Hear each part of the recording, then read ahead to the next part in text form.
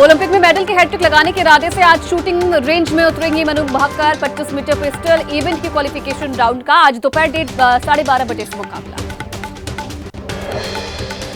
Badminton में Satwik Chirag Shetty quarter final में हारी। वर्ल्ड नंबर 3 मलेशियाई जोड़ी ने मात दी भारतीय जोड़ी को 21-13, 14-21, 16-21 से हार। बैडमिंटन में भारतीय शटलर लक्ष्य सेन ने क्वार्टर फाइनल में जगह बनाई। प्री क्वार्टर फाइनल मुकाबले में हमवतन एचएस प्रणय को हराया। आज लक्ष्य का quarter final match. Badminton star PV Sindhu का ओलंपिक का सफर खत्म। प्री क्वार्टर फाइनल में चीन की ही बिंग से हारी सिंधु ने पिछले 2 ओलंपिक। पेरिस ओलंपिक में बहुत बड़ा विवाद। 2 ट्रांसजेंडर्स को शामिल किए जाने के मामले ने पकड़ा तूल। अल्जीरिया के ईमान खलीफ और इटली की बॉक्सर के मुकाबले की हो रही है आलोचना। ईमान खलीफ के पंच की वजह से महिला बॉक्सर ने बीच में फाइट छोड़ दी। एलनवर्स मार्टिना नवरातिलोवा जे रोलिंग ने की आयोजकों की आलोचना। पिछले लिंग परीक्षण में फेल हुई थी ईमान खलीफ। पेरिस ओलंपिक में भारतीय गोल्फर दीक्षा डागर की कार का एक्सीडेंट हुआ। हादसे में दीक्षा डागर की मां जख्मी हो गई। कार में बैठी दीक्षा की मां अस्पताल में भर्ती। 7 महीने की प्रेग्नेंट एथलीट ने ओलंपिक में किया परफॉर्म। तलवारबाजी में मिस्र की नादा हाफिज हारी, लेकिन ओलंपिक में नादा का नाम चैंपियन मदर के रूप में दर्ज हो गया।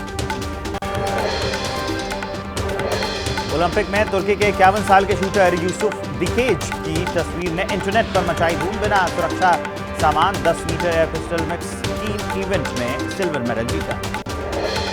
और अब चलिए आगे बढ़ते हैं, आपको दिखाते हैं बाढ़ और बारिश से जुड़ी कुछ अहम और बड़ी खबरें।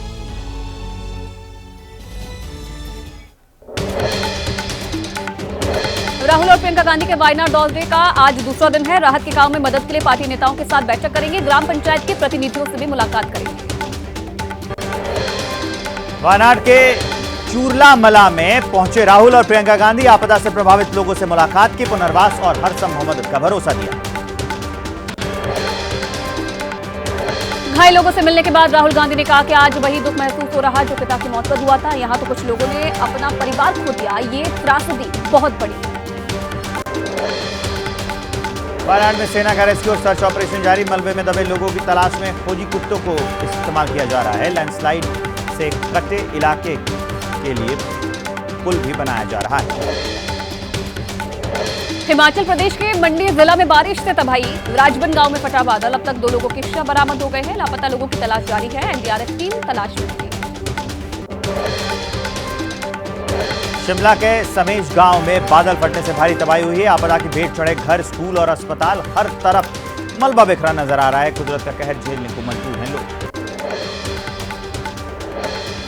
शिमला के डिप्टी कमिश्नर ने किया आपदा प्रभावित इलाकों का दौरा। आपदा के बाद से कई लोग लापता हैं। चलाया जा रहा है सर्च ऑपरेशन। प्रभावित लोगों के विस्थापन की चल रही है तैयारी। एबीपी न्यूज पर शिमला के आपदा प्रभावितों की आप बीती। बुधवार रात करीब 12 बजे सुनाई दी तेज आवाज। उसके कुछ ही देर बाद बहने लगा बाढ़ का पानी। लोगों ने ऊंचाई वाली जगह पर भागकर अपनी जान बचाई। मंडी जिले में हुई भारी बारिश। उफान पर नदी नाले। डैम से पानी छोड़े जाने के बाद उफान पर ब्यास नदी। भूस्खलन से जिले की 135 सड़कें बंद हो गई। केदार घाटी में हुई भारी बारिश के बाद रेस्क्यू ऑपरेशन हेली सेवा के माध्यम से 350 से ज्यादा श्रद्धालु रेस्क्यू किए गए। जंगल के रास्ते निकाले गए 1460 तीर्थयात्री। केदारनाथ यात्रा पर गए तीर्थ यात्रियों का रेस्क्यू। तीर्थ यात्रियों ने प्रशासन के इंतजामों की तारीफ की है। सफल रेस्क्यू पर उत्तराखंड सरकार का आभार भी जताया है।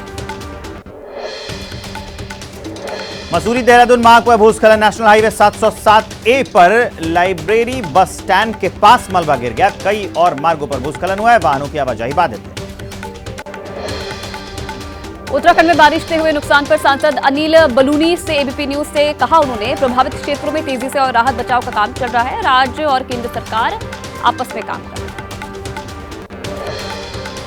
मुख्यमंत्री पुष्कर सिंह धामी ने किया टिहरी के आपदा प्रभावित क्षेत्र का दौरा। बारिश और भूस्खलन से हुए नुकसान का जायजा लिया। प्रभावित लोगों से मुलाकात कर हालचाल जाना। उत्तराखंड के हालात पर पीएम मोदी की नजर है। पीएमओ लगातार आपदा प्रभावित इलाकों के बारे में अपडेट ले रहा है। रेस्क्यू के लिए एयरफोर्स का चिनूक MI-17 लगाया गया है।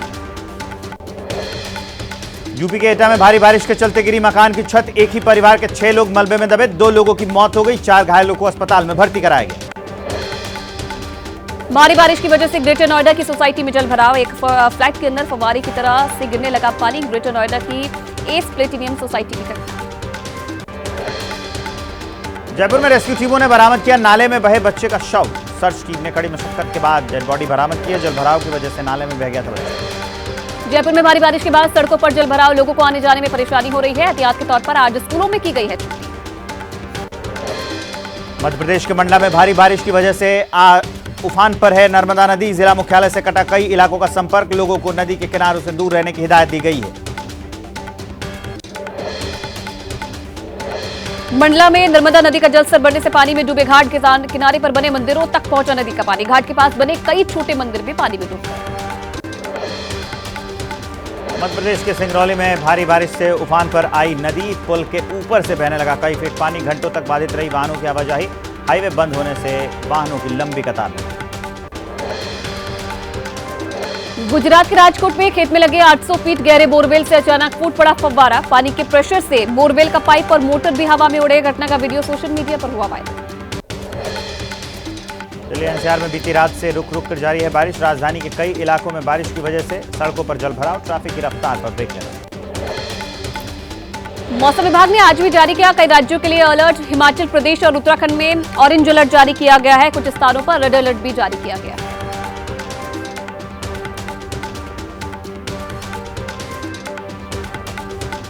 कुछ और आपको बड़ी खबरें दिखाते हैं फटाफट अंदाज में।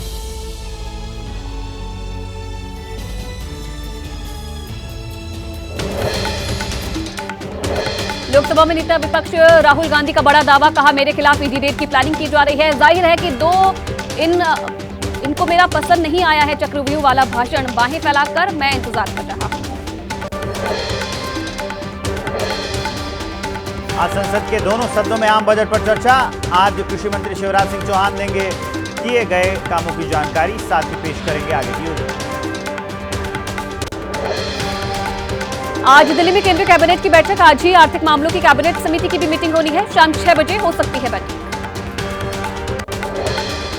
आज झारखंड विधानसभा के मानसून सत्र का अंतिम दिन। मौजूदा हेमंत सरकार के कार्यकाल का अंतिम सत्र विधानसभा में बीते 2 दिनों से जारी है गतिरोध। झारखंड बीजेपी अध्यक्ष बाबूलाल मरांडी ने किया दावा, पार्टी के बढ़ते प्रभाव से घबरा गए सीएम हेमंत सोरेन। विधानसभा में दबाई जा रही है आवाज। झारखंड बीजेपी प्रभारी हिमंता बिस्व शर्मा का हेमंत सरकार पर निशाना। कहा 2 बांग्लादेशी घुसपैठियों ने जमीन पर कब्जा किया। स्थानीय प्रशासन पर पीड़ित की मदद नहीं करने का आरोप है।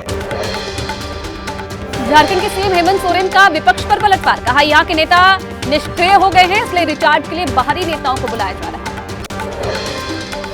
पश्चिम बंगाल की मुख्यमंत्री ममता बनर्जी ने भी इंश्योरेंस प्रीमियम से जीएसटी हटाने की मांग की। एक्स पर पोस्ट कर कहा आम आदमी की मूलभूत चीजों पर सीधा असर पड़ता है, मांग नहीं मानी तो होगा आंदोलन।